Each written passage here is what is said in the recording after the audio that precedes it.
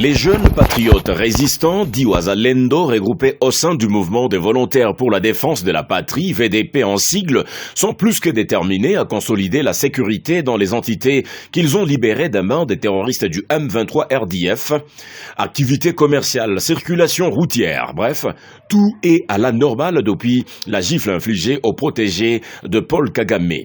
Les communautés ethniques Tutsi, Hutu, Hunde, Nande et autres vivent dans une parfaite cohabitation pacifique dans toutes les entités libérées par les Wazalendo.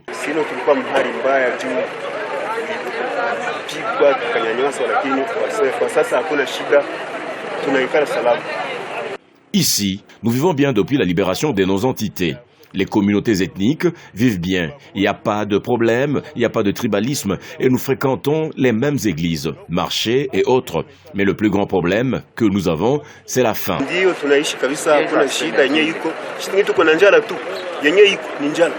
Sous pression militaire des Wazalendo, certains terroristes du M23 RDF se rendent aux patriotes résistants. Ces patriotes résistants promettent de poursuivre leurs actions militaires contre le M23 et leurs alliés rwandais.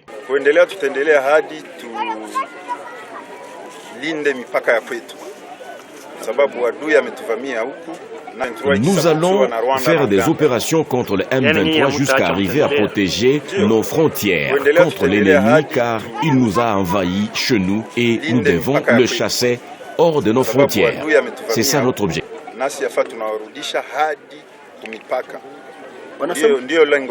Pour les FARDC qui veillent à la protection, elles restent respectueuses du cessez-le-feu et demandent au M23 de rejoindre les accords des chefs d'État de Luanda et Nairobi.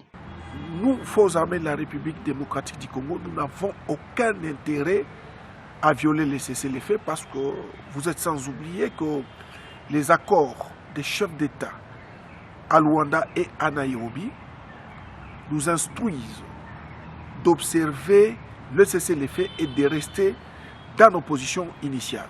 Chose que les forces armées de la République démocratique du Congo sont en train d'observer jusqu'à ce jour.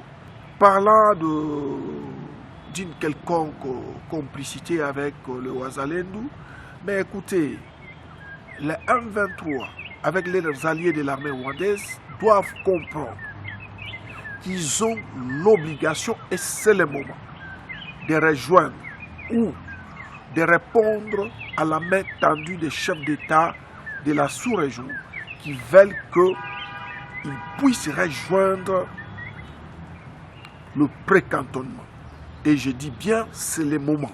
Depuis 2 heures du matin de ce dimanche, les affrontements sont signalés à Kavenou, près de Bouiza, entre les patriotes résistants et le M23 RDF. Nos sources affirment que les patriotes résistants viennent de récupérer 2 positions M23 RDF à Tabi.